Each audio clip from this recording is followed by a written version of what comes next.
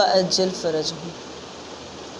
کنیزان سیدہ، عزاداران سید الشہداء، 10 دنوں کی عزاداری کے بعد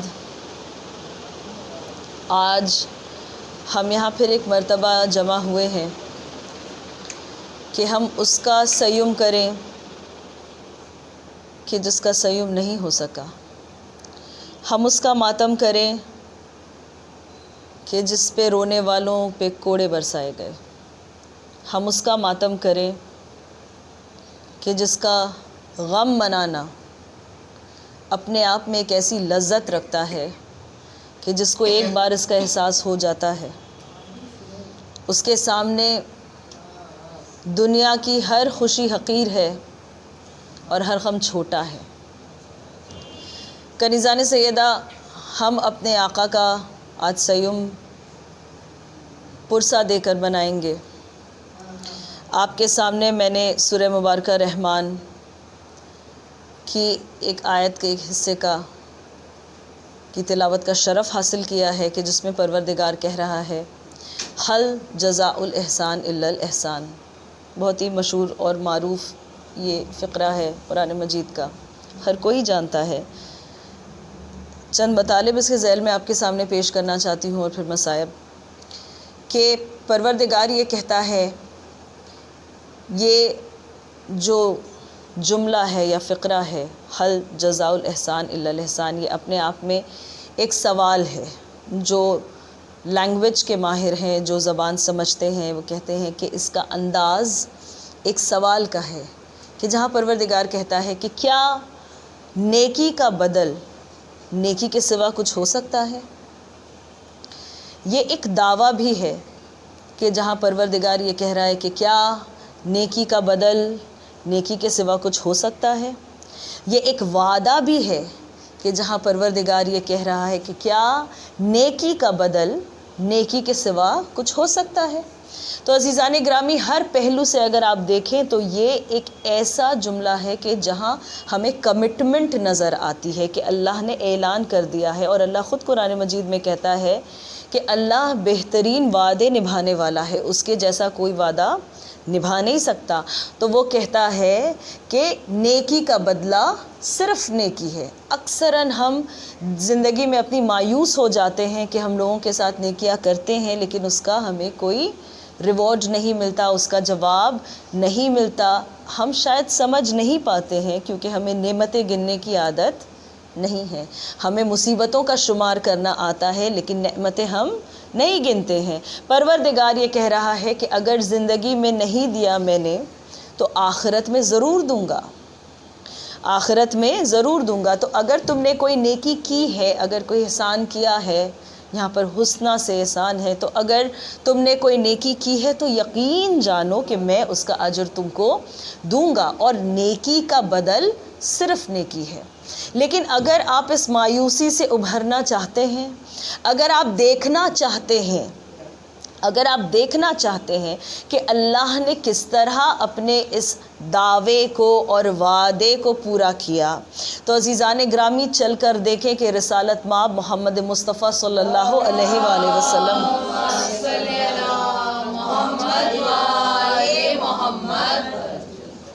کہ جو اللہ کے حبیب ہیں، ان کے ساتھ 2 شخصیات ایسی ہیں کہ جنہوں نے ہمیشہ نیکی کی۔ ایک جناب ابو طالب علیہ السلام اور دوسری بی بی خدیجۃ الکبریٰ سلام اللہ علیہا۔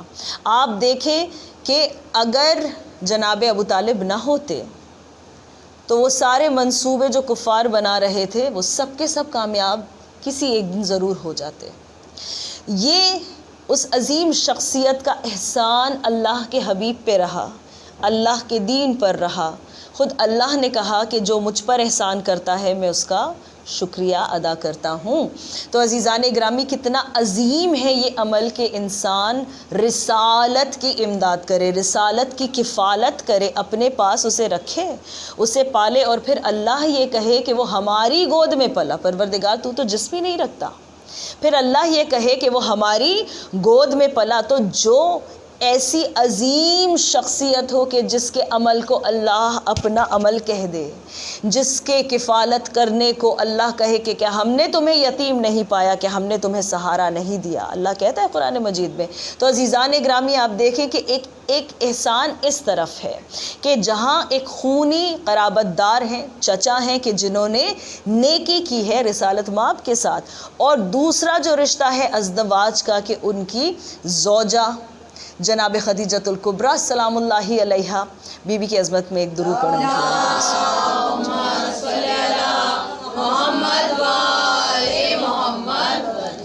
کہ جو اس وقت عرب کی امیر ترین شخصیات میں سے ایک تھیں۔ بی بی ایک ایسی ملکہ تھیں کہ جن کی دولت کا شمار کبھی کوئی کر ہی نہیں سکا، لوگوں کو اندازہ ہی نہیں ہوا۔ آج ہم فیمیل انٹرپرونرز کی بات کرتے ہیں، آج ہم بزنس ویمن کو ہیل کر رہے ہیں پوری کائنات میں۔ عزیزان گرامی بنیاد تو تب سے رکھی ہوئی ہے، اور انہوں نے ایک بزنس کا سنڈیکیٹ بنایا کہ جس کے انڈر میں بہت سارے لوگ تھے کہ جو اپنی اپنی تجارتیں کر رہے تھے۔ ایک ایسی بی بی کہ جس کے خزانوں کی، صرف جو روپے پیسے والا جو مال تھا اس کے خزانوں کی چابیاں، کنجیاں 70 اونٹوں پر لدوائی جاتی تھیں۔ 70 اونٹوں پر صرف کنجیاں تھیں ان خزانوں کی، تجوریوں کی، یا ان گوشوں کی کہ جہاں خزانہ رکھا ہوا تھا، جہاں یہ مال رکھا ہوا تھا۔ تو آپ تصور کر سکتے ہیں کہ کس قدر اوپیولنس ہے، کس قدر دولت ہے بی بی کے پاس۔ لیکن جب یہ بی بی کہ جس نے راہ حق میں سب کچھ لٹایا اس دنیا سے جا رہی تھی تو ایک کفن کی محتاج تھی، ایک کفن کی محتاج تھی کہ جن کو رسول اللہ نے پھر اپنا ایک لباس عطا کیا۔ تو عزیزان گرامی آپ دیکھیں کہ کس قدر ایک نے اپنے بیٹوں کو رسالت مآب کے بستر پر سلا کر اپنی اولاد کی قربانی دینے کی آمادگی دکھائی اور دیا۔ ہر جنریشن، ہر نسل میں یہ ابو طالب کے بیٹے ہی تو ہیں کہ جو نصرت حق میں قربان ہوئے۔ اور عزیزان گرامی کربلا میں تو 2 نسلیں ہیں جناب ابو طالب کے خاندان کی کہ جو قتل ہو گئیں، قتل کر دی گئی نصرت حق میں، اور ایک وہ بی بی ہے کہ جس نے مال ختم کر دیا، سب کچھ اپنا لٹا دیا۔ عزیزان گرامی اللہ کو یہ احسان اتنا پسند آیا کہ اس کے خزانے میں جو سب سے قیمتی چیز تھی مولائے کائنات وہ جناب ابو طالب کو عطا کر دیا، اور جو سب سے عزیز چیز تھی جناب فاطمہ الزہرا وہ جناب خدیجہ کو عطا کر دیا۔ ایک دن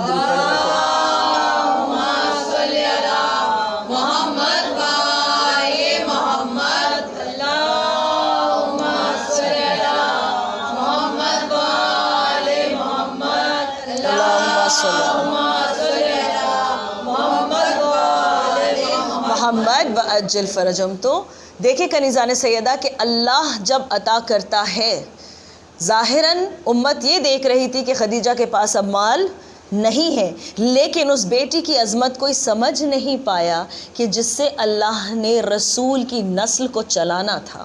تو عزیزان گرامی یہ سبق ہے، اگر انسان پازیٹیوٹی دیکھنا چاہتا ہے تو ہمیشہ آل محمد کی زندگی کی طرف نظر کرے، اور اللہ جب دیتا ہے تو کس قدر بڑھا کر دیتا ہے، کتنا گنا بڑھا دیتا ہے اس چیز کو، کتنا ٹائمز بڑھا دیتا ہے۔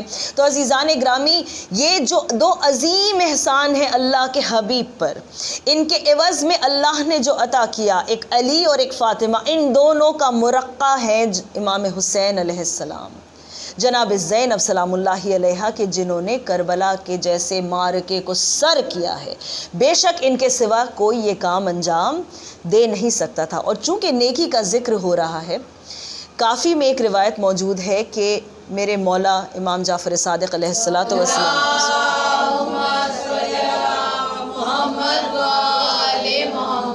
وعجل فرجہم فرماتے ہیں کہ میرے جد علی ابن ابی طالب علیہ السلام کا ارشاد ہے کہ جب روز قیامت نیک اور پرہیزگار لوگ کھڑے ہوں گے کہ انہیں ان کی نیکی کا اجر و ثواب دیا جائے گا۔ غور سے سنیں اس بات کو کہ دین کتنا سہل اور آسان ہے کہ امیر المؤمنین کہتے ہیں کہ جس دن سب کے سب کھڑے ہوں گے، نیک لوگ کھڑے ہوں گے اپنی نیکی کا اجر و ثواب لینے کے لیے، تو جو جزا دی جائے گی، جو ریوارڈ دیا جائے گا، اس کی ابتدا، اس کی شروعات ان لوگوں سے کی جائے گی کہ جنہوں نے اس دنیا میں کسی پیاسے کو سیراب کیا۔ ایک اتنا چھوٹا سا عمل جس کو ہم بہت غیر اہم اور معمولی جانتے ہیں کہ کسی کو پانی پلا دینا، کسی کو پانی پلا دینا، یہ ایک بہت چھوٹی سی بات ہے، لیکن اللہ کیا کہتا ہے کہ میں جب نیکی کا بدل دوں گا تو بہت زیادہ عطا کروں گا، اور سب سے پہلے ابتدا جس چیز سے ہوگی وہ ان لوگوں کو اجر دیا جائے گا کہ جنہوں نے اس دنیا میں کسی پیاسے کو پانی پلایا، کسی پیاسے کو سیراب کیا ہوگا۔ تو عزیزان گرامی، آپ دیکھیں کہ کتنی اہمیت ہے۔ کیوں؟ اس لیے کہ پیاس ایک ایسی کیفیت ہے کہ جس میں پانی مانگ لینا غیرت کا سوال نہیں ہے، یہ بنیادی حق ہے، انسان کا فنڈامنٹل رائٹ ہے۔ اسی لیے اللہ حساب بھی سب سے پہلے اسی کا کرے گا، اجر بھی سب سے پہلے اسی کا دے گا۔ عزیزان گرامی، میرے چھٹے امام علیہ السلام فرماتے ہیں، اللہم صلی علی،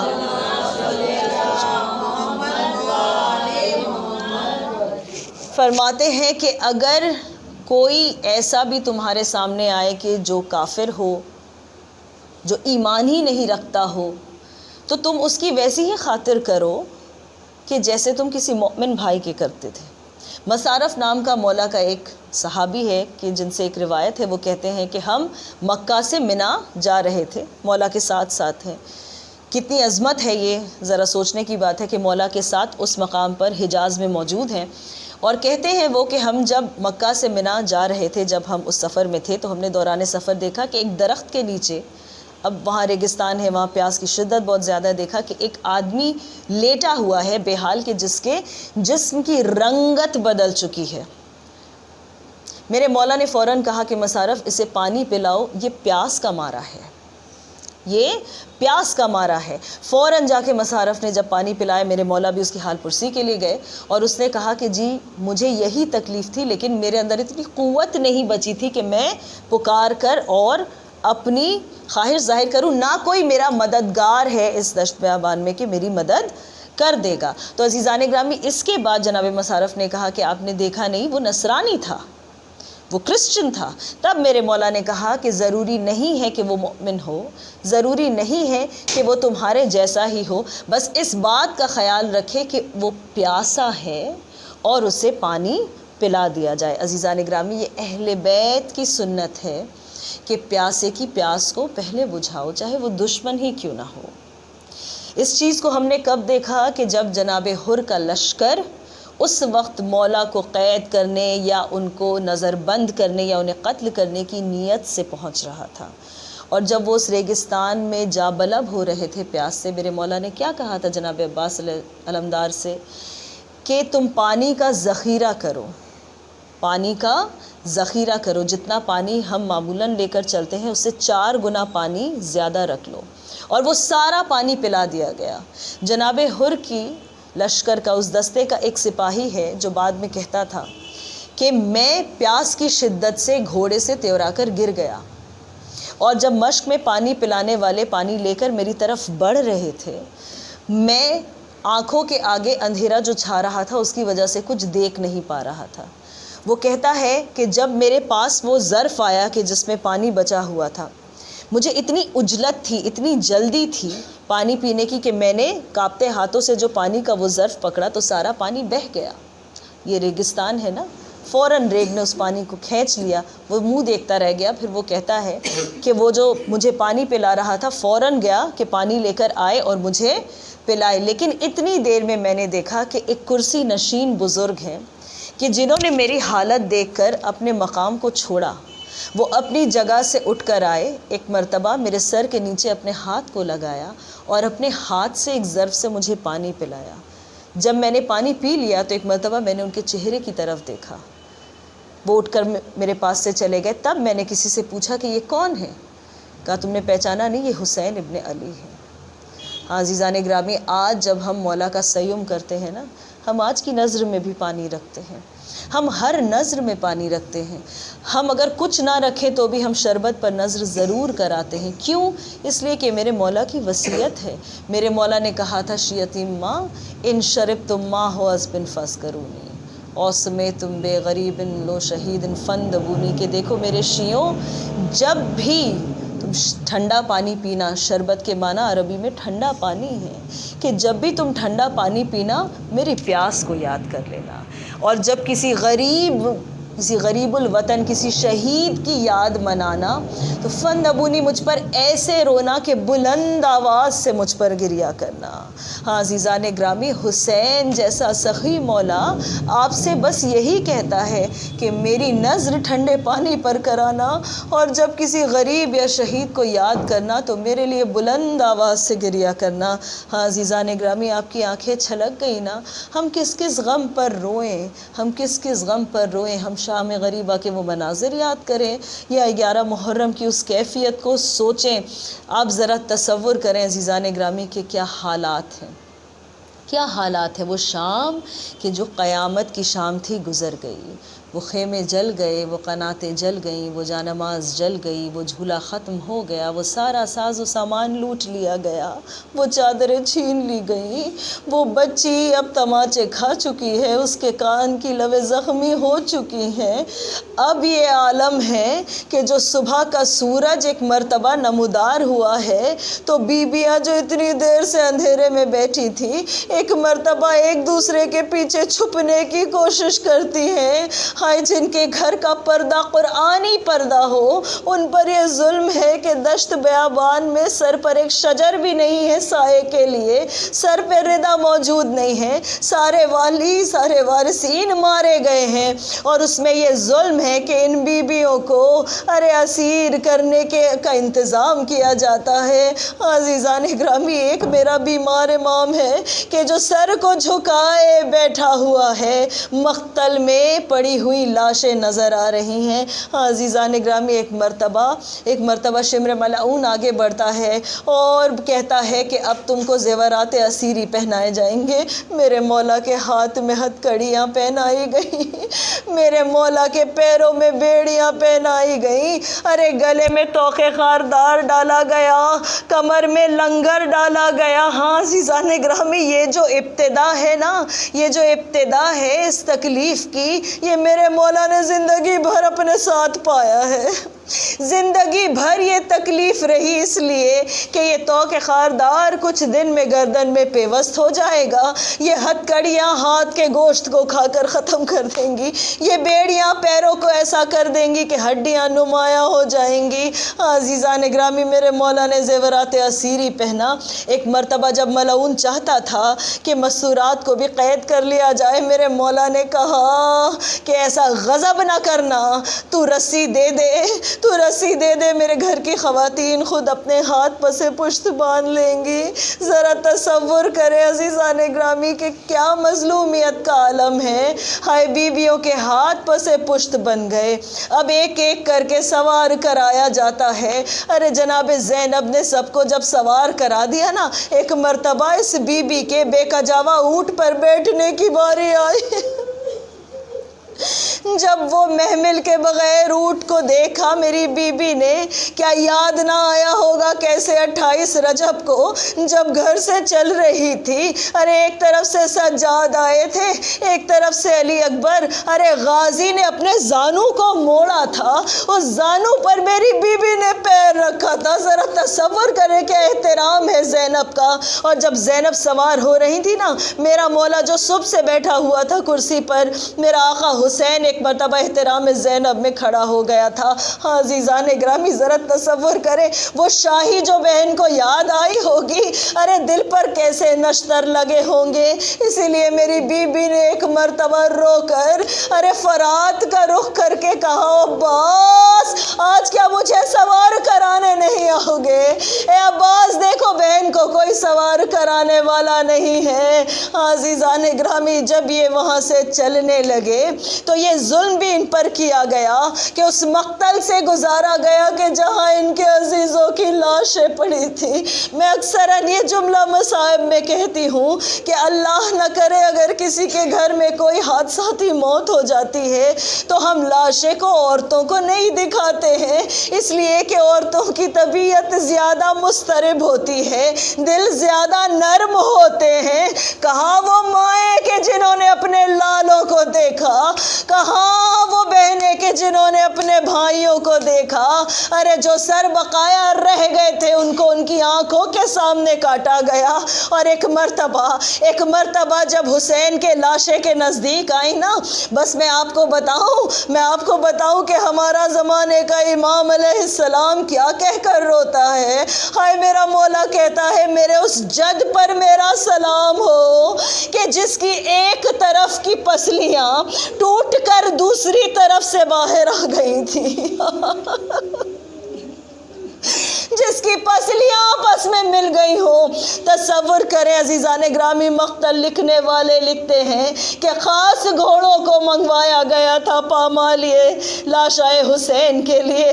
اللہ رے، جس کو فاطمہ الزہرا نے چکیاں پیس کر پالا ہو، جس کو رسول نے اپنی گود میں بٹھا کر اس کی گردن کے بوسے لیے ہوں، ارے جو علی جیسے مولا کا بیٹا ہو، جو اتنا سخی اور کریم امام ہو، اس کے ساتھ یہ ظلم ہے۔ 10 ایسے گھوڑے تھے کہ جنہیں خاص نالے باندھی گئی تھی پامالی کے لیے۔ بس اتنا میں آپ کے سامنے عرض کروں کہ بیک وقت جب کوئی جانور گزرتا تھا میرے مولا کی لاش پر سے، ارے آج کوئی معمولی سا انسان ختم ہو جاتا ہے جسے ہم جانتے تک نہیں، جب اس کا جنازہ گزرتا ہے تو ہم احترام میں کھڑے ہو جاتے ہیں، یہ تو انسان کا اخلاق ہے نا۔ لیکن عزیزان گرامی، افسوس کہ زہرا کا لال، ارے ماہرین لکھتے ہیں مقتل کے کہ ایک مرتبہ میں 2600 کلو کا وزن ہے کہ جس کی دھمک سے حسین کی سینے کی ہڈیاں توڑی گئی ہیں۔ ذرا تصور کریں، یہ ظلم ہے میرے مولا پر، اور پھر اس حالت میں بہن کو وہ لاشا دکھایا جائے، ہائے بیٹی کی نظر اس پہ پڑے، ارے زوجہ دیکھ کر تڑپ جائے۔ ایک مرتبہ جب لاشے سے گزرنے لگی نا زینب، ارے بڑا تڑپ کر میری بی بی نے ایک مرتبہ پلٹ کر دیکھا، پھر دیکھتی ہیں کہ میرے مولا سجاد کی حالت متغیر ہونے لگی۔ ارے میری بی بی نے ڈھارس دلائی، سجاد صبر کرو میرے لال، صبر کرو، میں نے اپنے نانا سے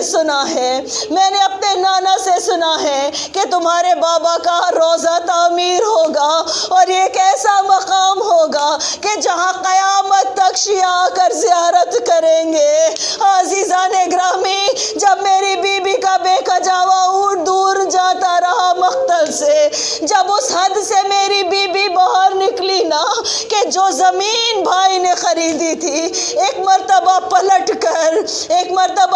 کر عرض کربلا کو دیکھ کر میری بی بی کہتی ہے کہ عرض کربلا ہوشیار رہنا، زینب نے اپنے بھائی کو تیرے حوالے کیا ہے، میں واپس آؤں گی، میرے حسین کا خیال رکھنا، میرے مظلوم بھائی کا خیال رکھنا۔